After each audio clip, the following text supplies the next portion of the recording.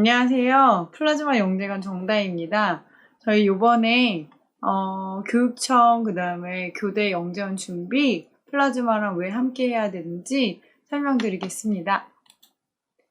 저는 과학 강사고요. 지금 영재원 과학 전임이고 옥경영 수학 전문 강사분께서 저희 수학 담당하고 계십니다. 영재원 왜 도전해볼 만한 곳인지 어머님들 굉장히 많이 물어보시는데 저희 학원 기준으로 과학고 영재고 합격률이 굉장히 높았고, 그리고 아이들도 동기부여가 특목고에 꼭 가봐야겠다라고 생각했던 게 영전 경험이 80% 이상이었다. 그리고 과학 공부에도 굉장히 도움이 많이 됐고, 그리고 주도적 학습에 아이들이 큰 힘을 받을 수 있었던 게 넓은 탐구과제 수행 때문이었다라고 얘기를 해요. 그래서 대부분 학생들이 영재원 수업에 대해서 만족도가 굉장히 높았고, 이 경험 자체가 사실 특목고 대비 시작이었다고 얘기하는 경우들이 많았어요. 그러면 고등입시에서 서울영재학교라든지 경기영재학교, 한국영재학교, 영재학교 대부분과 그리고 다른 특목고에서도 영재교육원을 우선순위에 배치하는 곳들이 많이 있거든요. 그래서 아이들이 사실 경험해보면 이런 부분들에 있어서 가산점도 받을 수 있고 아이들 경험도 굉장히 다양해지기 때문에 영재교육원 한 번쯤은 가볼 만한 곳이다라고 생각하고 있습니다. 영재원 수업이 고대에 사실 2021년, 20년 영재교육원 목표거든요.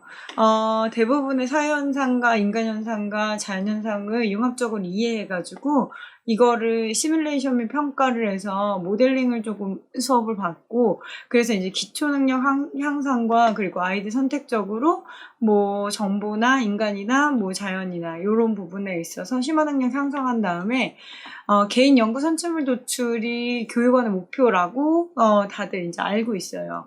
개인 연구 선출물은 사실은 학교에서는 경험해보지 못하는 뜻깊은 경험 중에 하나거든요. 그래서 아이들 같은 경우에 경험해볼 수 있으면 이런 프로세스들이 굉장히 큰 도움이 많이 되는 걸로 생각하고 있습니다. 이건 고대 영재원 수업 예시인데요. 이렇게 각각의 표정에 맞는 말풍선을 뭐 이모티콘으로 한번 뭐 작성해 보는 거. 그리고 이렇게 숲을 주고서 그게 이제 연록체까지 이어지는 뎁스 깊은 이제 과학 탐구도 경험해 볼 수 있고, 관찰력 기르는 부분에 있어서 지구 사진을 주면서 사고를 확장하는 방향을 아이들마다 조금 다양하게 할 수 있는데, 이 부분은 이제 공업도시의 안에 있는 벽돌 안에서 관찰할 수 있는 게 무엇이겠느냐, 뭐 이런 형태의 질문이었는데, 뭐 아이들마다 굉장히 다양하게 질문에 답하는 능력들이 있기 때문에 다른 아이들이랑 토론하면서 생각도 많이 들어보고 의견도 교류할 수 있는 좋은 수업 중에 하나예요. 그러면 학교 교과에서는 이런 거 없냐라고 물어보세요.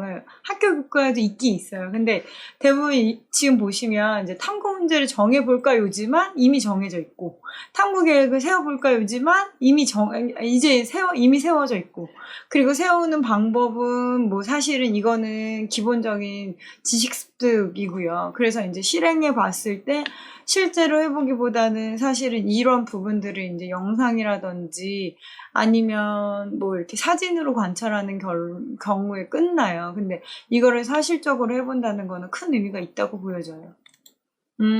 네, 영재원 수업이랑 학교 교과는 조금 이제 뭐 이렇게 도출하는 과정에 있어서 소프트웨어를 사용하는 것, 그리고 이제 개선 방향을 정리하거나 공유 문서를 만들거나, 그러니까 타인과의 관계에 있어서 나의 생각을 표현하는 방법에 대해서 아이들이 조금 많이 경험해 보면 내 생각을 확장할 때 다른 사람의 의견을 어떻게 받아들여야 될지 잘 알고 내가 부족한 부분에 대해서 인지하고 넘어가는 게 굉장히 많이 성장하더라고요.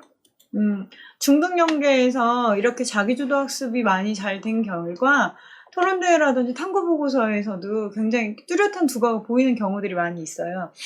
여기 보시면 아시겠지만 동기, 뭐 준비물, 절차, 방법, 그래서 실행하며 느낀 점, 이런 것들을 아이들이 사실 주도적으로 하기가 되게 힘든데, 영재원 수업을 경험해본 아이들의 경우 중등 과정에 가서 이런 이제 대회가 있을 때 대부분 이제 두각을 많이 드러내더라고요. 이 진학 목적 중에 하나는 사실은 중고등과학이 초등과학이랑은 좀 괴리감이 있는데 그 부분의 브릿지 역할을 정확하게 해줄 수 있고, 그리고 직접 접하는 거에 대한 사실성이 아이들이 생각보다 뇌리에 많이 남는 것 같아요. 그리고 장래희망이 대부분 이제 대학교와 연결돼 있는 경우들이 많은데, 가서 직접적으로 이제 뭐 피드백도 받으면서 설계도 가능하고 이런 교류를 하면서 사실은 중고등학교 때 계속 이어지는 경우도 많이 봤고요. 그리고 여기에서 이제 실행했던 프로젝트가 수상 실적이라든지 아니면 경험치로 아이들한테 많이 쌓이는 걸로 봤을 때 과학학습의 흥미라든지 자기주도성이 굉장히 높아진다라고 과학영재는 진학 목적에 부합하는 아이들의 결과를 볼 수 있었어요. 그래서 이제 일정을 잘 보시면 서울대학교나 연세대학교 같은 경우에 초2부터 중2까지 모집하기 때문에, 저희가 준비하는 범위 내에서는 좀 벗어나고요. 서울교육대학교 같은 경우에는 저희가 지금 준비하고 있기도 하고, 아이들을 이제 모집하는 단위도 굉장히 커요. 그래서 초등교환 과정에 합격했을 때 아이들 과학 능력, 수학 능력 신장에도 굉장히 도움이 많이 됐고, 이 부분에 있어서 굉장히 좋은 결과들도 많이 있었어요. 교육청 영재원 같은 경우에는 모집 정원이라든지 모집 분야가 조금 교육청이랑은 조금 다른데, 대학이랑은 조금 다른데 이 부분은 이제 저희가 수학이라든지 융합정보라든지 수학과학 융합정보 다 같이 보시면 40명 이내라고 되어 있지만 5학년은 사실은 영재교육은 수료 예정자들만 지원할 수가 있어요. 그래서 5학년 저희는 제외하고 보고 3학년, 4학년만 저희가 준비해가지고 대학 부서 이후에 아이들 진학에 있어서 뭐 도움을 줄 수 있는 과정들을 편성하고 있어요. 대학 부설이 아니고 얘는 이제 교육청 영재원인데 사실은 산출물 도출도 거의 비슷하고, 인성교육이라든지, 뭐, 원리라든지, 그 교과에서 제외된 부분에 대해서 굉장히 많이 체험해 볼 수 있는 게 사실 교육청 영재원이기도 해요. 사실 교과 연계도, 교육청이 대학 부설보다는 조금 더 연계성은 높기도 하고요. 그래서 뭐 어디가 좋다라고 어머님들은 말씀하시는데 저희 입장에서 봤을 때는 영재원 경험이 있느냐 없느냐가 중요한 거지, 어느 곳이 좀 더 우월하다라고 보기에는 조금 힘든 부분이 있을 수 있지 않나라고 생각하고 있습니다. 영재원 대비 플랜은요, 저희는 서울교대랑 교육청을 중점으로 보시고, 서울교대 같은 경우에는 이제 초4가 올라가는 아이들, 중점적으로 4, 5, 6이 준비를 많이 하고요. 교육청 같은 경우에는 5학년을 빼지 못했지만 4, 5학년, 3, 4학년, 그리고 6학년은 이제 중1이랑 연계되기 때문에 교육청 영재원 뭐 경험이 없더라도 지원이 가능해요. 그래서 요렇게 많이들 지원을 보고 저희가 준비를 시키고 있고요. 교대 영재교육원 같은 경우에는 수학심화랑 과학심화, 정보심화 각각 뭐 40, 60, 20인데 보시면 아시겠지만 과학심화가 모집하는 인원수가 제일 많기도 해요. 입학 지원서는요, 작년 기준으로 8월 말부터 9월 말까지 했고, 그래서 이 접수한 이후에 지필 보고 면접 보고 해가지고 전형이 완료돼요. 얘네들도 수학과학 정보라고 해서 각각의 분야의 문제만 내는 것이 아니라 각 문항들이 복합적으로 아이들을 평가하는 기준에 들어가 있기 때문에 저희도 준비는 3가지 분야에 대해서 각각 고루고루 하고 있습니다. 교대 영재원 기출 문제인데요. 요거는 이제 문제 예시고요. 저희가 이제 설명할 때 이런 식으로 설명한다라는 거를 보여드려요. 뭐 과학 탐구 부분에 있어서 이렇게 공작새를 사진을 주고서 뭐 위협을 피하는 방법 5가지가 무엇이 있겠느냐, 뭐 창의적으로 써도 되고 관찰 탐구하는 걸 써도 되고 이런 문제도 많이 나오고, 그 다음에 이제 코딩 문제는 이런 식으로 중간 과정을 서술하는 형태로 많이 나오기도 하고, 그리고 뭐 아이들이 이제 알아볼 수 있는, 사실은 이제 초등에서도 배운 뭐 음결이라든지 아니면 이제 뭐 로봇에 대해서 생각을 해보고 어떤 센서가 필요할 건지 이제 코딩하던 아이들은 많이 얘기를 하는 부분이고, 아니면 사실 주변에서 자동차 봐도 어떤 센서들이 있는지를 조금 인지하고 있다라고 하면 뭐 그렇게 어려운 문제 아닐 수 있어요. 그리고 수학적인 문제들은 또 뭐 이제 전개도, 그러니까 평면도형, 입체도형 그 부분에서 이제 왜 이런 거를 쓸까, 그러니까 사실 원리에 대해서도 물어보지만 이 원리가 필요한 이유에 대해서도 굉장히 많이 물어보는 경향이 있죠.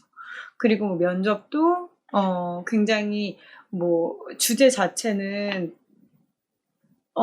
굉장히 간단하기는 한데, 요 부분에 있어서 담수 바다 차이가 뭘지에 대해서 2분 동안 아이들이 면접을 하는 게 쉽지 않아요. 그래서 요 부분도 굉장히 많이 준비를 해야지만 면접에서 좋은 점수를 받는 걸로 알고 있고, 인성 면접도 요즘 중요하게 생각하고 있어요.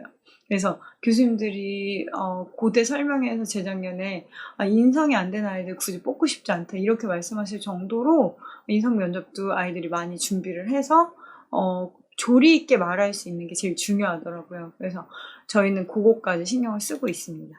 3개년 기출을 보면 뭐 대문항 그 안에 딸린 소문항 많이 있고, 그리고 이제 주제 기술하는 형태, 그리고 심화 문제, 주제 심화 문제도 많이 출제되고, 수학은 사실은 융합된 형태의 문제들이 굉장히 많이 나와 있고, 또 게임 관련이나 환경 문제, 요런 호기심의 척도 확인 문제도 좀 있고요. 그리고 면접 프로세스는 아까 얘기 드렸던 것처럼 시간 제한이 조금 짧기 때문에 아이들이 조리 있게 말하는 방법에 대해서 얼마만큼 다른 사람에게 설명할 수 있는지를 좀 보신다고 말씀 많이 하세요.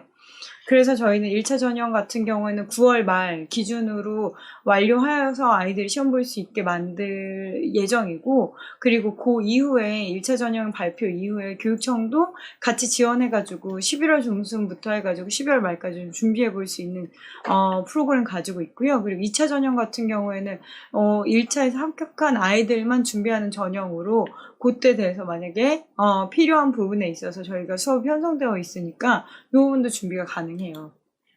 그래서 저희는 교육원 기본과정에서 이론이라든지 창의기출 문제 기반으로 수업을 하고요. 그래서 파이널 3주는 이제 예상 문제, 그리고 2차는 면접 대비반이 있고, 그 다음에 그 이후에 이제 교육청 영재원이랑 면접 대비반을 같이 진행하고 있습니다. 저희가 쓰는 이거는 부교재고요. 사실은 본교재는 기출이라든지 아니면 아이들 수업했던 내용, 교육청이나 교대나 고대나 뭐 수업했던 내용 기반으로 저희가 가지고 있는 문제들로 많이 구성되어 있고, 이런 부교재도 좀 꼼꼼하게 풀어보면서 기본적인 지식에 대해서 한 번 더 짚고 넘어가는 형태의 수업을 진행하고 있습니다. 저희가 쓰는 교재는 꾸러미이고요. 그리고 저희가 커리큘럼이 뭐 이제 9월 말까지 편성돼 있는데 간략하게 보여드리자면, 일반 창의나 과학 창의를 융합해가지고 설명 많이 하고 있고, 그래서 기본적으로 아이들이 요하는 과학적 지식도 중등교과 기반으로 설명을 많이 해주고 있어요.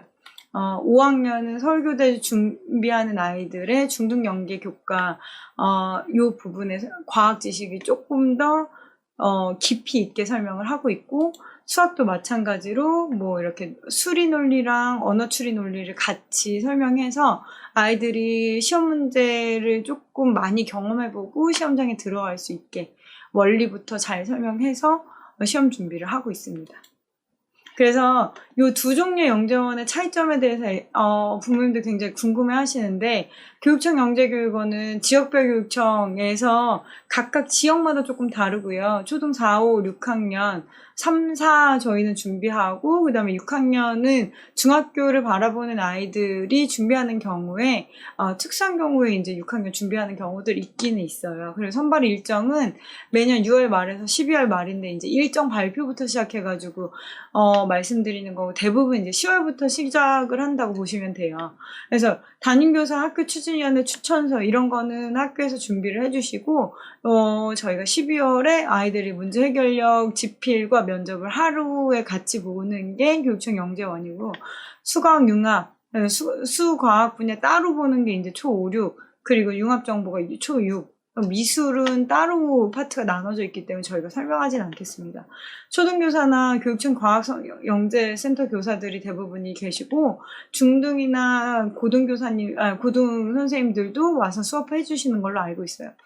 얘네들은 대학부설 영재원 합격 시에는 얘네 지원할 수 없고요. 중복 지원했을 경우에는 양쪽 다 아마 입학 취소 처리되는 걸로 제가 알고 있어요. 그리고 대학부설 영재교육원 같은 경우는 대학교에서 운영하고 초3 서울교대만 하지만 다른 학년의 경우 뭐 6학년부터 시작해가지고 다양하게 뭐 입시 전형 치르는 학교들이 있고요. 매년 8월 하슬에서 11월 말이면 이제 전형이 거의 다 끝나고 여기는 조금 더 준비해야 될 게 개인적으로 많아요. 그래서 면접이라든지 추천서, 자기소개서를 이제 학교별로 다 작성해가지고 지원을 해야 되고 이거는 각 학교마다 뽑는 전형이 다르기 때문에 내가 초등 융합을 갈 것인지 아니면 수학심화나 과학심화를 갈 건지 지원하기 전에 이미 마음의 결정을 하고 준비를 해야 되는 걸로 알고 있어요. 지도교사는 당연히 여기는 대학교 수준이나 조교들이고 대부분 이 대학부설과 교육청은 같이 준비하는데 이 대학부설이 훨씬 더 먼저 시작을 하기 때문에 여기 불합격했을 경우 교육청을 지원해 볼 수 있는 좀 어드밴테이지가 좀 있다고 보여져요. 그래서 저희는 이렇게 두 가지 종류의 영재교육원을 준비하고 있고요.